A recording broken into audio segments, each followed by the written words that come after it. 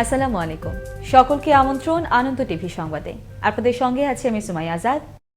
ধর্মের অপব্যাখ্যা দিয়ে ভাস্কর্যকে ভাঙার পরিকল্পনা করলে বাংলার মানুষ তা বরদাস্ত করবে না বলে মন্তব্য করেছেন আওয়ামী লীগের যুগ্ম সাধারণ সম্পাদক মাহবুবুল আলম হানিফ।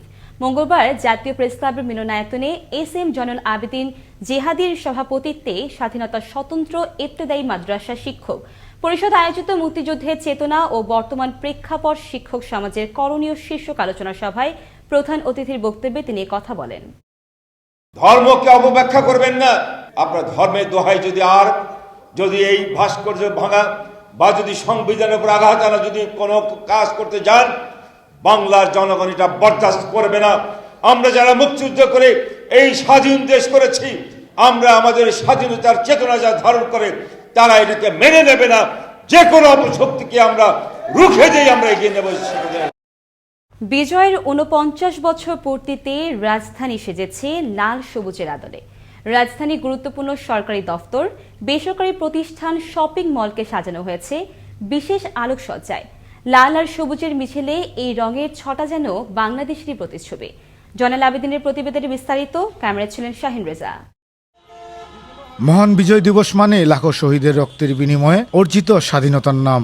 ৭১-এর ৯ মাসের রক্তক্ষয়ী যুদ্ধ শেষে এসেছিল কাঙ্ক্ষিত বিজয়। স্বাধীন ভূমিতে উড়েছিল লাল সবুজের পতাকা। রক্ত দিয়ে কেনা এই বিজয়কে বরণ করে নিতেই নগরের গুরুত্বপূর্ণ স্থাপনায় করা হয়েছে আলোকসজ্জা। মোড়ানো হয়েছে লাল সবুজের চাদরে। শুধু সরকারি স্থাপনায় নয়, ব্যক্তিগত ও বেসরকারি প্রতিষ্ঠানগুলো সামিল হয়েছে এই আলোর উদযাপনে। রাতের রাজধানীর রাস্তাগুলো সেজেছে নতুন রূপে। এই যে এই লাল নীল দৃশ্যগুলো আমি দেখতে পাচ্ছি, আমার তো খুব ভালো লাগতেছে। তার চেয়েও বেশি আমার ভালো লাগতেছে যে আমি একজন বাংলাদেশের নাগরিক এবং এই দেশের একজন সন্তান। নিয়ন আলোর শহরে এক বর্ণিল আলোকসজ্জা যেন বাংলাদেশের ইতিহাসের প্রতিচ্ছবি। আমরা মেডিকেলে মাঠে এটা করছে, এটা দেখে খুব ভালো লাগছে আর কি। বহুদিন পরে এই জিনিসটা মেডিকেল মাঠে আসলো আর কি। এটা তাদের কষ্টের বিনিময়ে আমরা আজকে এত সবকিছু পাইছি। আমার মনে হয় যে সারা জীবন মনে রাখা উচিত। মাতৃভূমির কপালে বিজয়ের লাল টিপ পরাতে লাখো শহীদ তাদের বুকে তাজা রক্ত ঢেলে দিয়েছেন।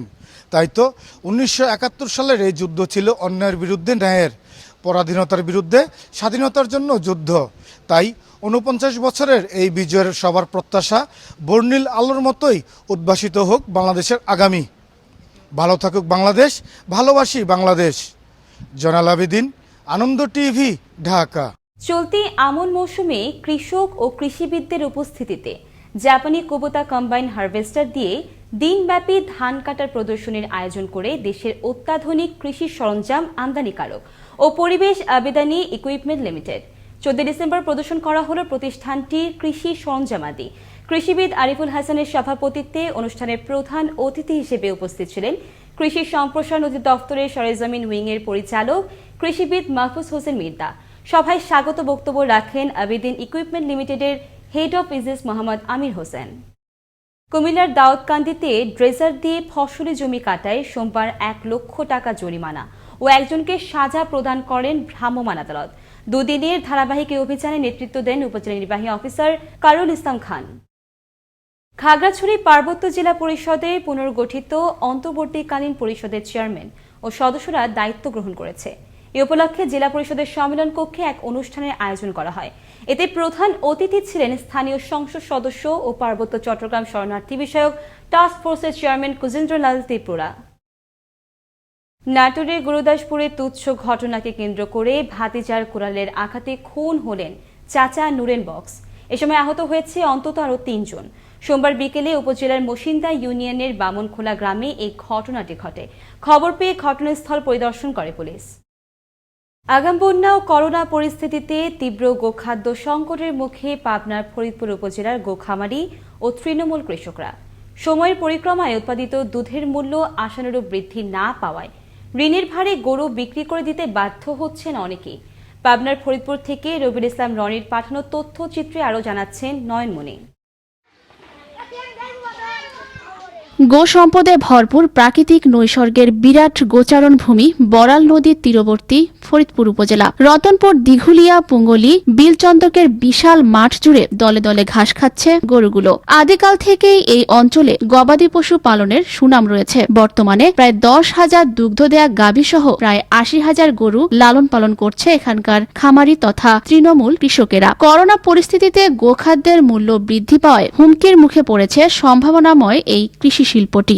কেজি খ্যারের দাম বর্তমান পড়তেছে 20 টাকা। খাদ্যের দাম বেশি, দুধের দাম কম, বর্তমান লাভ হচ্ছে কম। গরুর দাম নাই, খ্যারের দাম বেশি, ভুসির দাম বেশি, আপনার দুধের দাম নাই। দুধের দাম 45 টাকা যদি আবেছেন তাহলে গাড়িস্থ বাঁচে থাকতে পারবে। তিলিখলির বস্তা 3200, ফিট 1100-1200, সালের বস্তা 1200। মানে বর্তমান গরুর খামারিদের কোনো লাভ নেই। অগ্রিম বন্যায় অনেক খড় নষ্ট হয়ে যাওয়ায় অধিক দামে কিনতে হচ্ছে গোখাদ্য। খৈল, ভুসি, গমের ছাল সহ অন্যান্য খাদ্যের জন্য দিতে হচ্ছে চড়া মূল্য। বিনিময়ে তাদের উৎপাদিত দুধের মূল্য বাড়ায়নি কোনো প্রতিষ্ঠান। মধ্যস্বত্বভোগীদের দাদনের ঋণ পরিশোধ করতে হিমশিম খাচ্ছে অনেক কৃষক। খৈল ভুসির দাম দ্বিগুণ বেড়ে গেছে। খ্যারের দাম গেলবার ছিল 200, 300, এবার হলো 500, 600, 700। গোখাদ্যের দাম বেশি, গোখাদ্য তৈরি করতে প্রচুর পরিমাণ পয়সা লাগে, তাতে দেখা যায় গোখাদ্যের দাম বেশির কারণে গরু পালতে একটু সমস্যা হচ্ছে। এই পরিস্থিতিতে বিভিন্ন জাতের উন্নত হাইব্রিড ঘাস লাগানোর পরামর্শ দেন এই কৃষি কর্মকর্তা।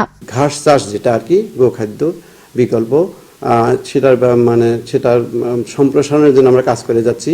বর্ষাকালেও আমরা বাড়ির উঠানে যাতে তারা ঘাস চাষ করে সে ব্যাপারে আমরা বিভিন্ন প্রশিক্ষণ থেকে শুরু করে উঠান বৈঠক শুরু করে সব জায়গায় যেখানে কথা বলার সুযোগ আছে আমরা ঘাস চাষ সম্প্রসারণের জন্য কাজ করে যাচ্ছি। আমার সন্তান যেন থাকে দুধে ভাতে। প্রতিদিন অন্তত 1 গ্লাস দুধ আমরা যদি খাই তবেই দুধের দাম বাড়তে পারে। দেশব্যাপী এই দুধের চাহিদা যারা পূরণ করে আসছে, এখন সময় হয়েছে তাদের যত্ন নেবার। অর্থনৈতিক সম্ভাবনাময় এই গোশিল্প রক্ষায় প্রয়োজন সরকারি পৃষ্ঠপোষকতার। নয়নমণি, আনন্দ টিভি, ন্যাশনাল ডেস্ক। সিরাজগঞ্জের প্রত্যন্ত এলাকার বৈদ্যুতিক খুঁটি থেকে মিটার ও ট্রান্সমিটার চুরি করে দেশের বিভিন্ন চোরাই বাজারে পাচার করে আসছিল এটি সংঘবদ্ধ চোরচক্র। এমন তথ্যের ভিত্তিতে সোমবার রাতভর উপজেলার বিভিন্ন এলাকায় অভিযান চালিয়ে চোরচক্রের 5 সদস্যকে আটক করতে সক্ষম হয় উল্লাপাড়া মডেল থানা পুলিশ।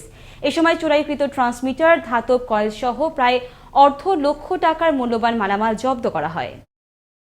নোয়াখালীর বেগমগঞ্জ উপজেলার একলাশপুর ইউনিয়নে গৃহবধূকে নির্যাতন ও ধর্ষণ মামলার প্রধান আসামি দেলোয়ার হোসেন দেলু সহ 14 জনের বিরুদ্ধে আদালতে অভিযোগপত্র দাখিল করেছে পুলিশ ব্যুরো অব ইনভেস্টিগেশন। একই সাথে মামলা থেকে গ্রেফতারকৃত আসামি রহমতুল্লাহ ও মাইনুদ্দিন শাহিদকে দেয়া হয়েছে অব্যাহতি।